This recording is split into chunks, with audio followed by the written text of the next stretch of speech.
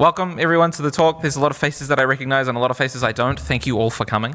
Welcome to Hostile Game Design. The player is the enemy. I am Zac Watson, the clown in the top left.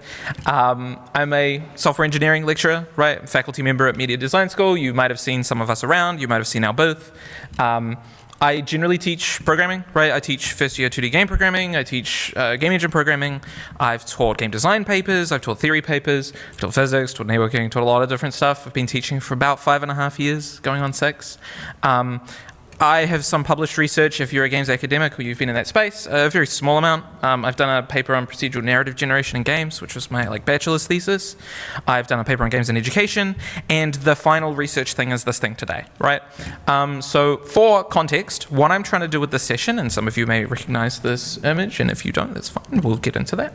I'm trying to do two things. So I'm curious how many people here have heard the term lenses for game design? Hands up. A lot of you are my students, so hopefully if I've done my job, you will remember that. But what I'm trying to do here is kind of push a new lens, right? And that new lens is just to think about games in a slightly different way. It's to use the term hostility, right? So we're identifying ways that we can create hostile mechanics, content, or entire games, right? So let's get started. So some background on this. I'm about a year into my MPhil thesis. So the way that you do, or the way that I'm doing a game design sort of master's degree is I'm doing an MPhil, and my topic is hostile game design. That's what it says on the tin. That's what I pitched. Basically what I'm doing is I'm looking at user responses through Steam reviews. Thank goodness that they're all public and visible and have lots of information to see how players think about games. That means I'm gathering qualitative data, right? And if you do or don't know the difference, basically what it is instead of giving surveys where people rate things 1 to 10, I'm looking at the ways that they talk about games and the terms that they use and things like that. And that also means I'm writing a thematic analysis, right? Which is basically when I use, the animation didn't happen, but that's okay. I'm writing a document that essentially summarizes these people's findings. It does a bunch of good things from a procedural perspective. I don't have to identify people. I can sort of summarize their thoughts into a nice and easy to read and easy to articulate sort of set of documents or a thesis. And it also lets me kind of get an idea of what people think about the games that they're talking about, right? So basically the goal of my work is to to understand how hostility influences game design and to identify ways to make hostility compelling, right? I haven't talked about what hostility is yet, but you'll kind of have a little bit of an idea. So basically, where does it come from? It comes from this. Does anyone recognize what this is? Hands up if you do. You may have seen some of it. This is the Camden bench. It's sort of infamous. It's one of the sort of earliest examples of when we started to talk about this concept of hostile architecture. You may have also heard this term. Basically, it's a bench that's designed to do one specific thing, and that's basically stop people from sleeping on it. Now, whether or not hostile architecture is a good thing, you can find me later and we can have a rambunctious discussion about that, but the Camden bench is a good example of sort of the starting point, right? And we had a discussion in the MDS Games department a couple of years ago about, well, we have these ideas of compassionate games, right, and treating the player compassionately, and what does hostile game design look like? And I took that idea and the gears spun, and then when I got bored with, I don't know, marking or writing a lecture or whatever I was doing, I started thinking about, well, what does that actually look like? So the first part is that, right? The second part is player-centric game design, and some of you, if you are designers or if you're researchers or academics or players, you may have heard of this, right? Player-centric game design has a bunch of published material in it. You may recognize some of these things. Kostikian's Uncertainty in Games is a big one. Holo Ludens, if you've done any sort of academic work, you would have seen Huizinger's stuff. Art of Game Design, Jesse Schell. A lot of these are not necessarily you must read them, but they're good starting points if you want to think about academia and game design, right? And a lot of these fall under the umbrella of player-centric game design and talking about the player rather than just the designer sort of handing down things like they are some kind of deity and expecting the player to accept them. So this was the second point. And then the third point was this guy. Does anyone know who this man is? Marshall McLuhan? Maybe one or two people. Coincidentally, my co-workers. Marshall McLuhan was a Canadian media theorist. He was sort of active in the 70s and 80s. He was very controversial at the time because he started raising this idea of what if media was a little bit more complicated, right? What if he published a couple of different books. Medium is the message. The misspelling is intentional, understanding media, and his basic idea was that form and function together create impact for media, right? So it's not just what we're talking about, it's not just the format, but those together have a very distinct and clear purpose, and they influence things in different ways. And he has a lot of very interesting and sort of precision predictions. I would recommend reading these, but quite honestly, they're a little bit dry. Medium as the message is very cool. It's kind of like an art piece, but I would recommend having a look at them if you're curious about thinking about media in a slightly different way. It's not going to completely blow your mind, but it's a very cool kind of touchstone. So we put these things together. We get the Camden bench. We get the player-centric game design. We get the cool-looking guy with the mustache that I don't think I could pull off, right? And then we get hostile game design, right? I am aware that this kind of looks like a division equation, but like, it serves the purpose, so whatever.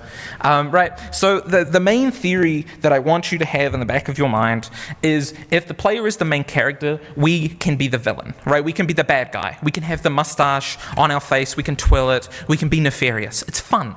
It's intoxicating as a game designer to be the villain, right? And the whole purpose of this lens is to maybe approach game design from a slightly more fun perspective for us, right? So we are Hank Scorpio, right? The player is Mr. Bond, right? The legally distinct version of Mr. Bond, right? And these are our mechanics, right? We have the clamps. Oh, cool, I've got my notes back. How lovely. Thank you. And, you know, the person in the back, the Homer Simpson, that's the little brother or the family, or they have no idea what we're doing, right? And in this kind of equation, it feels very fun, right? We've got our laser, we've got our clamps, we put the player in a space where they have no idea what we're doing, and we make the laser chase them around, and they go, ah, right? And then the player escapes and they save the day, and that's the kind of fantasy that in games we kind of work with, right? I'm curious, before we go to the next slide, how many people assumed that I would use the word difficulty here? Hands up if you thought I was going to talk about difficult games. Maybe you didn't. Maybe you just wandered in here. No problem. I am, right? Cool. But I want to talk about it. It's more nuanced than just games are hard and therefore hostile. Right? Difficulty is an element of hostility. I have the Cambridge definition there. The fact of not being easy to do or understand. What that means is difficulty is more than just mechanical proficiency, right? It's not just Dark Souls dodge rolling, but it's more complex, right? And if you've designed any kind of game, you know this, right? Because some people will get into the first level, they'll have frame perfect dodging, but then they'll go completely the wrong way for like 20 minutes and just kind of walk off cliffs and walk into walls and just not really get any idea of what they're supposed to do, right? So what this means is hostile games are not just difficult games, right? Because difficulty is an aspect of hostility. So hostility is not just challenge, it's not just how hard something is or how hard it is to learn, but it's quite often actually unfamiliarity can be the sort of key instigator of something that's difficult, right? One of the very interesting things about games is when we play a new game, it's new. Right? We shouldn't have any idea what the problem space is, right? If you play any of these kind of crazy indie games that you'll play at, IGF, or you'll see them win awards, they often approach games and game design from a completely different angle. It's completely unfamiliar. And that's what's exciting. That's what's fun, right? So, why should you care? So this is cool because we've had a recent update on this, right? This is Steam game releases year by year. You may have seen this if you've kind of tried to self-publish a game or you're interested in the space. Basically, we have ever-increasing amounts of games on Steam. So this is sort of 14,416 games were published on Steam last year, right? Now, that number has already been crossed, and it's October, right? So we've still got another 2.5 months until the end of the year, and this number is already going higher. So basically, games on Steam, always increasing, right? What that means is standing out is essential. I've got a couple of different games throughout this presentation that we'll talk about. I'm aware a lot of them have very big budgets and are made by very big teams. There are also some, like Opera Dinn, right? Curious how many people here have played this? Right? It's a very unique kind of like visionary type game. It's a very kind of unique aesthetic. It approaches game design from a slightly different perspective than something like Dark Souls or Death Stranding, right? Where they are games with very large budgets and lots of team members and lots of different team members that sit within different disciplines, right? And each of these games basically starts with a fundamentally non-game-like principle first, right? This idea that gameplay exists to evoke an aesthetic. Now, if you're unfamiliar with that term in the sort of like game academic or MDA space, aesthetic is basically sensational feeling, right? It's a sort of emotion that you take on. It's not just the visuals, right? So all of these are basically built on this idea of we want an emotion for the player rather than just player hit button, player do thing, dodge, roll, done, right? Cool. So what is a hostile game? Because that's the important thing, right? Like what is, if we're going to boil it down, what actually is a hostile game? So I built out a framework because frameworks are fun and they're easy to use. A hostile game is one that uses one or more of these elements antagonistically, that's the very key point here, to directly challenge the player. That first one is context. Right, so context has a very broad definition in my thesis, right? It was a little bit more difficult to sum up here, but basically it's the reasoning, justification, or the space that the game sits in and presents to the player, right? Context can be very wide. It can be a game existing in the context of other games. It can be the narrative that the game presents, right? It's very broad, and it's very convenient for me because I can explain it and say it's a lot of different things, right? The second one is engagement, and this is specifically the way that the game directly engages with the player. It's the content that the game introduces and presents, and the challenges it asks you to complete, and the sort of bosses it asks you to kill, etc., right? The third one is difficulty, right? Difficulty is an element of hostility. I would be remiss to include it, so here it is. It's situations that dramatically shift and challenge. So something that's more difficult is not just difficult because it's hard or because there's lots of dodges to do, but it's difficult because it's difficult relative to other aspects of your game, right? The fourth one is obscurity. This is my favorite one. Right? Unclear systems or approaches that the player is forced to understand or interact with. And again, like a lot of the other categories, this is a very sort of broad one, but it's very fun, and we'll get into why that's fun in a little bit. So basically we build sort of like this monument to hostile game design, perhaps a monument to heresy as far as some people are concerned, right? With context and engagement and obscurity and difficulty. It's a pantheon, that's what my note says. And then there's no more notes, so we go on to the next slide, right? So sometimes, right, we inform the player. That starts with our context. Sometimes it is as simple as it's dangerous to go alone, take this, right? How many people here have actually played the original Legend of Zelda? Should be a decent amount of people. If you haven't, play it, wonderful game. It's very hard. Basically, you start as Link, you walk forward into the first room, and this man that you've never seen before because you've been playing it for like a second gives you a sword and says, wander around the map, bro, and like die, I guess, and then you'll kind of work out how the game works. Originally, it came with a manual, so you kind of had an idea, right? The Legend of Zelda's context is very straightforward. It's very initial. There's narrative in the manual. There's some narrative in the game, but it's fairly limited. A game like Assemble with Care, right? Absolutely wonderful game. It's about fixing stuff that's broken. It's quite short, right? It's about pushing a very clear and distinct kind of story on you, right? And kind of explaining that through the objects that we have, you can kind of find out more about people, right? The idea informs the gameplay, yes, right? The context and the gameplay are very tight together, but it justifies the player's actions, right? You fix things. That's your job. That's how you know things about people. Right, so both of these games very strong relative to sort of their premises and their mechanics and their context and all these kinds of things, and tying those things together. The second one is engagement, right? I love Disco Elysium. I'm a recent convert, played it for the first time this year. Disco Elysium engages the player in a lot of different ways, does a lot of things that are very cool. But you know, just in this sort of like first almost sort of painting like frame that you get at the very start of the game provides these little nodes. It says walk over to them, it says touch them, it says interact with them. Tactility is a very important part of games, right? And one of the important things about games is being encouraged to interact with that environment in a tactile manner. It's different for Disco Elysium, it's different for Dark Souls, right? When we engage the player, it's not necessarily always just the things that we do, but it's the way that we get there, right? In this example, right, we've got Dark Souls, right? This knight basically explains to you why you see ghosts, right? These are the centuries-old heroes phasing in and out. They're the specters that help you on your journey or turn up and beat the snot out of you as a new player, right? If you've played a Dark Souls game, you know that kind of experience, right? If you open yourself up to a challenge, you're going to get one very quickly. But they provide a little bit of justification. They provide this little taster. It's almost like a throwaway line and then they move on, right? But the interesting thing here is they explain a very important kind of mechanic and then you just move on, right? And that's one of the sort of emphasized concepts within those series. When we're talking about obscurity, this is where things get fun, right? In every video game, we're told you open a chest, you get a thing. In Elden Ring, there are several chests where you open and you see the smoke, and then you go somewhere else. And you go somewhere else that's quite miserable and dark, and you get the snot kicked out of you for a while, right? And obscurity is very exciting because not knowing how to do something or what the solution is the essence of a puzzle. That's why we bother engaging with them. It's the same things for Sudoku. You don't know what order the numbers are going to be in, right? And then you do the Sudoku and then it's fun, right? You don't know where the mines are in Minesweeper in the same way that you don't know that you're going to open this chest and it's going to take you to the most miserable place you've ever been so far, right? This also comes up in a couple of different styles of games as well. So we have, Link's Awakening here, and famously they have this sort of like trading quest that you go on, and you get a bunch of different items and things like that. And you don't really know at each stage of the puzzle what you're going to get next. Sometimes you get a broom, and you don't really know where that's going to go. And then maybe the game will give you a hint, and off you go, right? You also see this in a couple of other, Legend of Zelda games. We have kinstones from Minish Cap. Not sure how many people have played this. Minish Cap has these kinstones. You find them in the world. They're kind of like rewards that you get. You never really know what they're going to do. You never really know what you're going to get as a reward from them.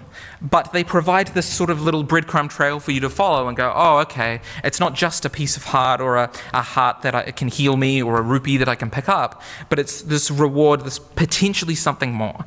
Unfortunately, in Minish Cap, quite often these things are just rupees or hearts or things like that. But it's very exciting to start that journey as a player, especially when you don't know what the rest of the world kind of works like, right? And then we have challenging the player. We have difficulty, right? If you've seen this screen in Elden Ring, don't worry, of course you're not alone. It's probably because of one of these guys, right, that come along. They grind the metal spikes on the ground and then they kill you. Very funny.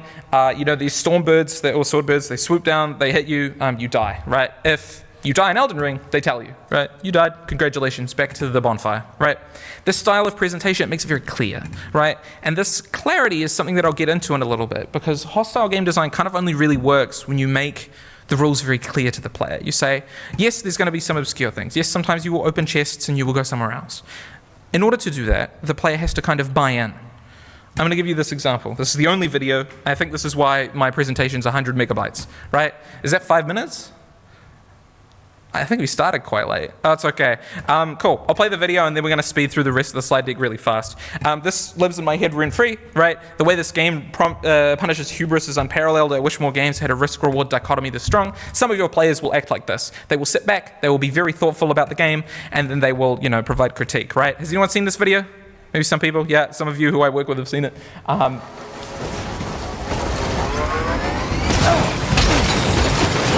It's agonizing. If you've played Death Stranding, you know what this feels like. If you haven't played it, this is quite possibly the worst way that this situation could go, right? And of course, some other players, they react like that. My life is over. That's it, right? Cool. That's about challenging the player. Now, we're a little bit limited on time. So how do we do this, right? If you're worried about small sample size of your players when they respond to you, right? You've only got 5 survey responses. Congratulations, you've hit the magic number. This is a Nielsen Norman Group survey, right, that talks about the optimal sample size for qualitative usability studies. It is 5. You get slightly over 75% of the value or the data that you're going to get overall with 5 users, right? So if you have 5 Steam reviews, you can get maybe 75, 80% of your criticisms out of the way, right? Cool. All right, let's talk about some games and reviews that I've looked at. Death Stranding is an open world postal delivery game. There are recurring topics in the Steam reviews. They talk about, oh man, I love how kind of obtuse the narrative is, and I don't really understand anything, but it's going in a direction that I like. And they really like the fact that the balancing system is novel. Right? Novelty is a very big one in a lot of these games. Things that make them pause a little bit. There's a lack of clarity, finality in the narrative. At the end, the last part of the game is like an hour-long cutscene. So maybe some players kind of skipped that and then got really confused. And like a variety in combat, right? These are basically the points that I've gotten from these reviews. So these come straight from players. Thousand Threads is basically in the same genre as far as I'm concerned. It's an open-world postal delivery game. You run around with a big stick and you hit people. The game's very reactive though. If an NPC sees you hit another NPC, they keep track of that. Maybe they'll chase after you, right? Maybe they'll tell another NPC. But you as the player don't get told about that, right? So there's this information void where the player has really no idea what the ramifications of their actions are. There is, unfortunately, a bit of repetition in here. It's an independent game with a smaller amount of content, so there is some reuse in there. The edges of the simulation are a little bit more visible. For Papers, Please, I had to think about this. Papers, Please is a round-based puzzle game, which is kind of neat when you think about it. A lot of players like the balancing act of the family and the income, right? And this overarching narrative of sort of trying to support your family with limited income, right? And the very tactile nature of stamping and doing different things. They didn't like repetition of the actions, which is like you chose to play a game about being a sort of airport security person. I don't know why you're surprised by that. But also a little bit of a lack of a connection to the wider world. There's newspaper sort of entries that you see, and they don't all respond to the actions. But of course, if they responded to everything that you would do, you would not necessarily feel like an airport clerk, right? You would feel like the main character. We have Kenshi, independent game, fantastic.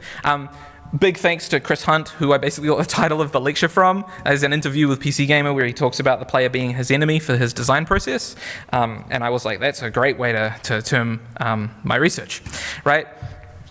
A lot of players in Kenshi like the range of options that you have. It's a very deep game, it's a very mechanically complex game, it's very challenging. The main way you level up is you fight enemies that are stronger than you, and significantly stronger than you. You can't fight animals because they'll eat you, right? So you have to fight people. Morrowind is also an open world misery RPG, right? Similar recurring topics here, deep and meaningful role-playing systems and quantity and quality of meaningful content and quests that you can go on and sort of tangible reactivity to the player's actions, right? There is a little bit of a consistent complaint, particularly with Morrowind as a game from 2002. You wouldn't be too surprised that a lot of their complaints are, I don't really have a lot of direction, or there's a lack of notification on events, in particular the sort of RNG-based combat system where you kind of hit people and it dice rolls and then turns out you die. And then very obtuse leveling systems, right? Cool. These are the games that I looked at. This system, again, only really works if you establish rules. So, as designers or game developers, we're quite used to establishing rules like there's a light at the back of the room and you go there and you pick up an item. The door is illuminated, so you walk through the door and you go somewhere else. Players are used to this, right? We explain this to them in a lot of different games, right? When they run into a boss, they're very used to seeing the big boss health bar at the bottom and then their health bar go down very quickly, right? And hopefully that's a good thing because they go, oh, I see, if I step here, I'm punished, I understand, I learn. Right, but hostile game design mainly works when you set up this sort of understandable and clear rule set. Sometimes you subvert it, and then it's fun, and it's exciting, and it's interesting, right? And the interesting thing about this is, in Elden Ring in the intro, when you get out into the world, you have these things like bonfires, right? The little gems that you see and you interact with, and you get sort of, your health back, and the world resets, and things like that. And, they establish the rule set of having bosses that are present in the open world, so the player understands that they can walk up to and interact with those bosses, and those bosses will beat them up. And then they have sort of safe spaces like the church, right? And as players move through worlds and they understand more, we get more kind of leeway, right? They buy in more, and as a result, we can do more. In certain scenarios, that's why, for example, the trap chest that we've seen earlier is not at the very start of the game. Right? Because if that trap chest is there immediately, the player may feel like they're just being disproportionately bullied, right? But it's sort of 5 or 6 hours into the game, you reach a little tower, you open a little chest, and you're halfway across the map. And the player goes, oh, I see, I understand what kind of rule set the game is playing by, right? So this first boss, this Tree Guardian, probably the boss that kills the most people in this game, because you just kind of run straight at it thinking you can kill it, and you cannot. But it teaches you two things. Either it teaches you how to be so proficient at the game that you can kind of face roll the rest of it with your mechanical proficiency, or it teaches you how to run around it and go to the church, where there's a merchant who sells you a spyglass or binoculars or something. And the same is true for many other games, particularly games that don't have combat as a core pillar, right? So in Death Stranding, you start out, you're running on open spaces, very clear and straightforward, and then you realize, oh, okay, I can carry more things, and then eventually you get to the stage where you're carrying too many things, and then you try to balance your load, and then you fall over, right? And it's just very disastrous, and it's exactly the same as the clip that we had before, right? And then you do the same thing some more, and you kind of just fall over, right? And you try to push your limits, and you get greedy, and Death Stranding is a game that encourages you to be greedy because the payoff is so good, and the failure state's pretty funny, right? You see this happen, he does the whoop, and then he just falls over, and then it's very funny and it's humorous, and you get some kind of reward. And then eventually the player gets to the point where they're good enough, and they balance enough of the load on their back, and they use enough of the tools that are at their disposal, that they get an understanding of, oh, I understand how I'm supposed to get better. And they get better because we bully them mercilessly for hours and hours and hours, and then ideally they're better. And if they're not better, that's okay, right? Not all games are in all states for all people, right? So to wrap up, right? Hostility is good, right? Some players complaining about things being too hard, you have to read a little bit more into that information. You have to understand more about what they're complaining about. Players are motivated by a type of challenge, and it's different for every player. I wouldn't say use hostile game design for every single game. Doesn't work for every game. The important thing is to create a strong space for that player to play in. It helps contextualize their actions. Elden Ring works, yes, because the world is very large, but also the rules are very clear, right? The player knows the rules of engagement. Things that are bigger than me are probably going to kill me, right? It's a very straightforward rule to start with. You establish those then clearer rules of engagement that feel very fair to players, and then you subvert them sometimes by having 2 bosses in an enclosed space. And they go, this is going to take me 3.5 hours to do, right? But they kind of buy into it. They understand it. They've beaten some bosses so far. They've gotten partway through the game. It's all fair to them. And we are, as a result, obligated to challenge the player. Players should be challenged. It's not a movie, it's a game, right? And the game expects something from them, and the game will give something in return.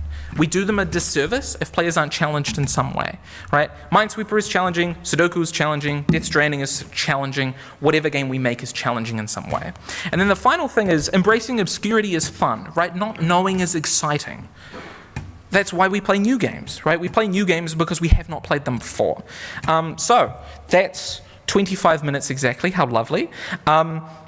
It's Mr. Zac on every social media platform that I care about at the moment. I'll probably be exactly the same handle on every other platform that I can get on. Here are my research papers. If you cannot find them, just message me on LinkedIn or whatever social media and I'll give them to you. I have made, I think, a grand total of 1 published game in the last 5.5 years, which is my student game. I still love it.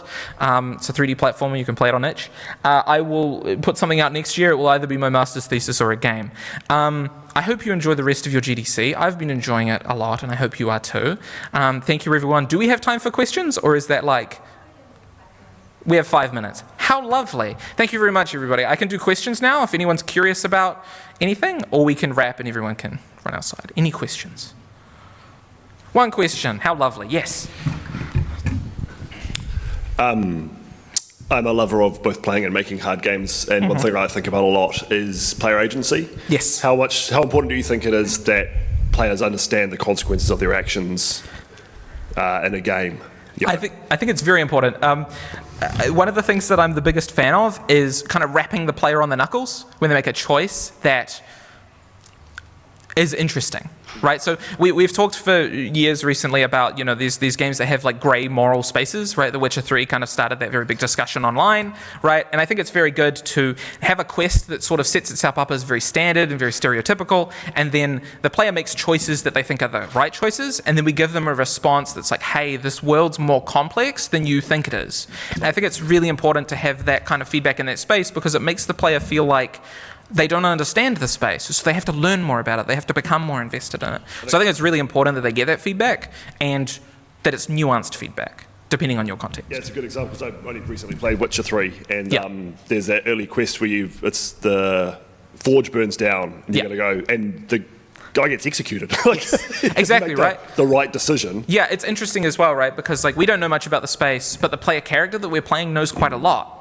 Right? And I've always thought that sort of mismatch of knowledge is very interesting. It's also why Elden Ring and kind of Death Stranding work very well, because the player character doesn't really know a lot about the space. In theory, Norman Reedus' character, or whatever his name is, Porter Bridges, he knows some, but your character in Elden Ring knows basically nothing, right? So there's a very good kind of nice tie-in of the sort of narrative and the mechanical context. Cool. Wonderful question. Any other questions? Yes, we've got one. Oh, we've got another one as well. How lovely. I didn't expect questions. It's very exciting. Thoughts on getting over it with Bennett Foddy and Chained Together? Okay. I love Bennett Foddy. He's a wonderful game designer. I think, like I said, bullying the player is very fun. I think the interesting thing about Bennett Foddy is it's sort of like the Korok seeds in Breath of the Wild. You're not really supposed to finish the game. The idea of the game is receiving this message of doing things is hard, basically, right? And you do things a lot and you get better at them, and sometimes you fail a lot and you fall all the way back down to the bottom of the mountain, but it doesn't really matter. The whole point of the experience is the journey. That's why the reward for Breath of the Wild, spoiler alert for a 7-year-old game, when you get all of the Korok seeds, you get a golden poop. And it's basically the designer telling you, hey, you probably shouldn't do this. I like those kinds of games because the core message is not winning. The core message is something else. And I think that's really important for games in general. Cool. I think we had a question over here as well. Where? Oh, on the other side. Hey, Do you have like a strategy for deconstructing that feedback of like this game is too hard and then like reading into it a bit harder? Okay, so for clarity, all of the games I picked to start with were games I was familiar with, right? So like I knew about Morrowind, Kenji, played most of them, right? In terms of deconstructing a game in terms of what's hard, I look at kind of two different things. The first is my read of like how the player progresses over time, right? And how the player at certain junction points is like basically leveling up kind of mentally or mechanically, right? Because those important points are quite often like those spikes in difficulty, and then you can examine those. Sometimes it's a boss fight, sometimes it's a puzzle, sometimes it's a conversation. The other one is looking at Steam reviews, right? So like quite often when I was looking at these Steam reviews, there's specific topics that people bring up that align quite nicely, and you might not expect it, but when you look at, I mean, Elden Ring has like 150,000 reviews, right? So like there's gonna be some kind of consensus on what those people are talking about, and quite often it's very clear things like, these bosses in this particular situation are quite hard, these bosses are quite easy, and that's not what I'm taking at face value. Those are the points that I look at, right? So like if a bunch of people complain, what's the Dark Souls? It's like Ornstein and Smaug, is that it? Is that those two, right? So like when you look at Dark Souls reviews, you will see people talk about those, right? So then I haven't gotten that far in Dark Souls, I go and look at that fight, I watch the tape, I understand how the kind of boss fight works, and then I look backwards to kind of see the context where that builds up to. So the techniques that I use, unfortunately, it's kind of like time intensive, but it's like just familiarity, right? Like trying to take in as much information as possible on the player state, working out where the challenge or the hostility kind of comes from, and then trying to see where that's replicated in other games, right? Games at their core are quite similar because they expect certain things from players. So yeah, I hope that answers it. The TLDR is time, right? It's like a sports person, right? Like they go watch their tape, they work out where they screwed up, they try a different approach. Sometimes it works, sometimes it doesn't work.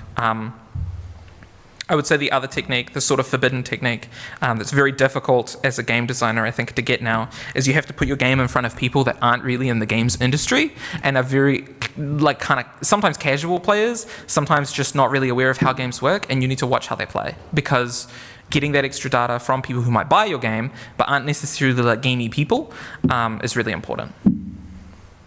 Yes, got one more. Do we have time for more? Or? One more, fantastic.